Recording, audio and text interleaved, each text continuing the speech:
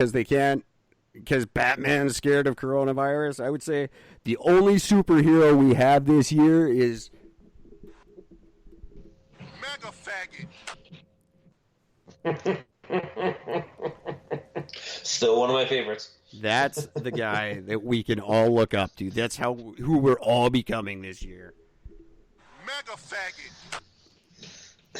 Enjoy your toilet paper and hand sanitizer. Dicks. Fuck.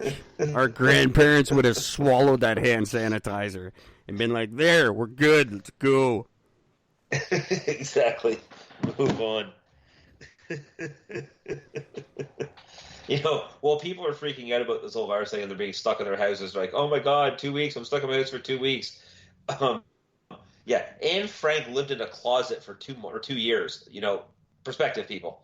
With no internet, no Netflix, no homeschooling, no none of that shit. No. Like, the people, I keep hearing all these comparisons to Anne Frank, and I don't think people understand. Like, it wasn't like she was walled up in an attic with her laptop and, she was just chatting on Instagram the whole time. She didn't have Netflix. No. These people that were hiding from Nazis, they were hiding, and, like, if they breathed, they were going to die. We're like, oh, God, I have to stay at home with all the fucking space-age luxuries I can possibly imagine. This is torture. And what I don't have, I can order in. Yeah, I can order everything. I can order booze. I can order pot. I can order food. I literally can get anything delivered to my doorstep. Oh, this social distancing is so terrible. Bunch of fucking God! You should all be ashamed of yourselves. Right? All these people whose lives revolve around social media, and they're sitting there complaining because now they have 100% full access to it without any job getting in the way, and they're all bitten. Yeah, I actually had someone from Vancouver get in touch with me that I haven't spoken to since I left, and she was just like, "Hey, now that I'm quarantining, I got some time to chat." I was like, that a girl. But yeah, you guys are like, oh, and you just live on social media. Now it's your chance to be at home on social media for 14 days. And you're like, oh God, I can't handle this. What am I going to do? The same thing you fucking do every day. Maybe just, Oh God. I don't get it, but whatever. We're all in this together. It'll be over soon. And certainly hope so. Come on, asteroid. In the meantime, before the asteroid hits, I want you guys to be able to see Eric and Gord, the Laser of Truth, the single most epic motion picture event of the 21st century. I guarantee another movie as amazing as this, starring Eric and Gord, doesn't exist yet. You can look, but you won't find one. I'm just saying.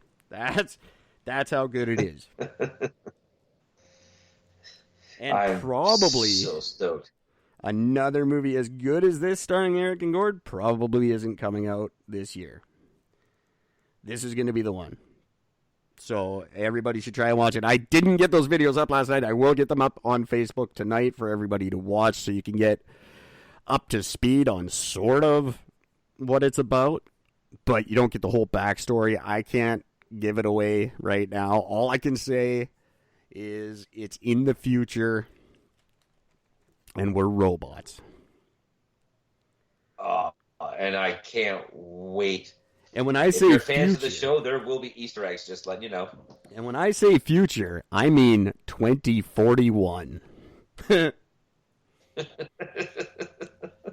I wanted it to be like in our lifetime. I didn't want it to be unreal. Oh, it's 200 years from now. Well, how the fuck are Eric and Gord 240 years old? No, right? That wouldn't make sense. So I just made it reasonable. Because I'm smart like that. You certainly are, and that's why I'm happy to be partners with you. This thing just gets better and better.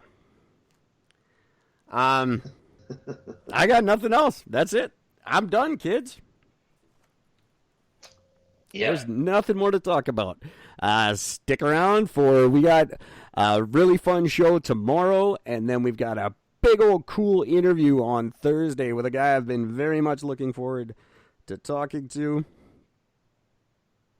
And it's been a little while since we've done an interview, so that'll be a nice change of pace. And this is how I wanted it. I wanted it to be me and Gord a few days a week, and then a couple interviews and stuff like that.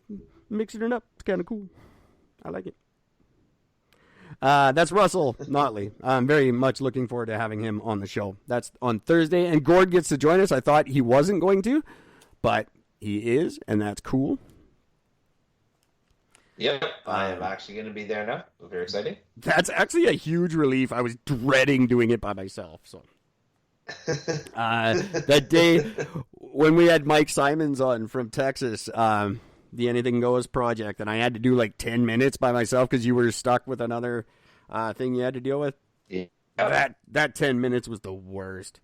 Like, it was just horrible. It was like, I don't even know what to ask you. I don't know questions. What do you do? I just turned into a fucking idiot. I'm useless without you.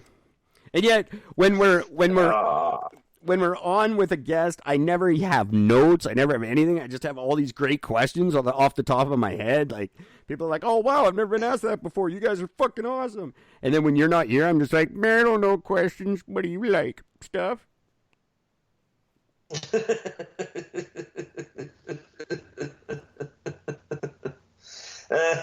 I don't know. I don't know what it is.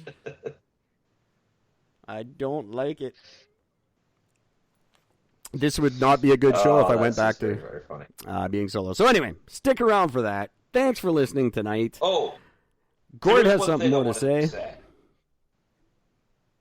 Unlike before, where I didn't want to brag about anything, I'm really proud of myself today. Because once I got home, I saw that somebody had posted on one of my local sites on Facebook that they're actually in full quarantine because one of the members actually has the virus. And so their whole house is on complete and total lockdown. They can't go in or out or anything. And they're like, we need to stock up for the next month because they're expecting it as it goes through each family member in the house. If it does, they're giving themselves a huge amount of time. So is there any butchers open? Do they do deliveries? So I just messaged them. I said, you guys want to do an order through the local butcher? I said, I'll go and pick it up and drop it off to you. And turns out the lady I was dealing with she's got extreme anxiety when it comes to dealing with things she doesn't know. And she's never done a massive order for anything, so she doesn't know what to do. She was very panicky about the whole thing. So I literally took care of the entire order for her. I arranged it all with them, got them, gave her a full list of everything they have at the price point. She checked off everything she wanted. I called them back. I got the whole thing set up, picked up a whole bunch of meat for them today. I'm going back again at the end of the week to pick up some more meat for them.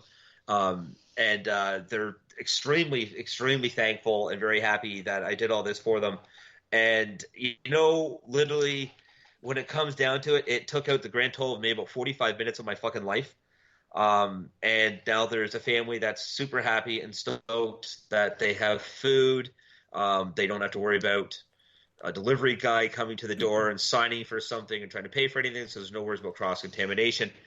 And on top of that, her son works at one of the high-end restaurants in town, and because of my kind act, guess who's getting that restaurant knife sharpenings? That's the way to do it. So that's how you build up community. As much as I always want everybody to die, while we're waiting for that, just help people out. Do something nice. If you know people are in quarantine next door and everything's fine, just do something nice. If you do grocery shopping, pick your neighbor up something and leave it at the front door and let them know it's there. And make sure if you do something like that, the hashtag easiest thing in the world, and tell us what you did that was nice for your neighbor. We want to hear it. We want to celebrate that kind of shit. And maybe there's a pen or a postcard in it for you. You can just hashtag that. Tell us on Instagram or Facebook or the Twitter what you did. Or shoot me an email, Eric@ericandgord.world, and tell me what you did to be like Gord. And we would love to announce that shit and have something happy for a change. I don't like to just be a monster all the time. I would love to say happy shit once in a while. Even monsters have nice days. Exactly. On that note, we're going to be back in roughly 23 hours to do this for you guys again. Until then, take care of each other.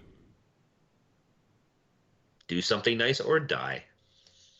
Or die. That's horrible.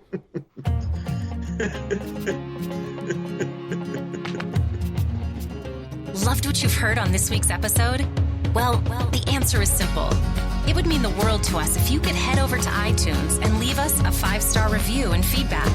Spreading the word really is the best way to grow our podcast and achieve even greater things. Thank you.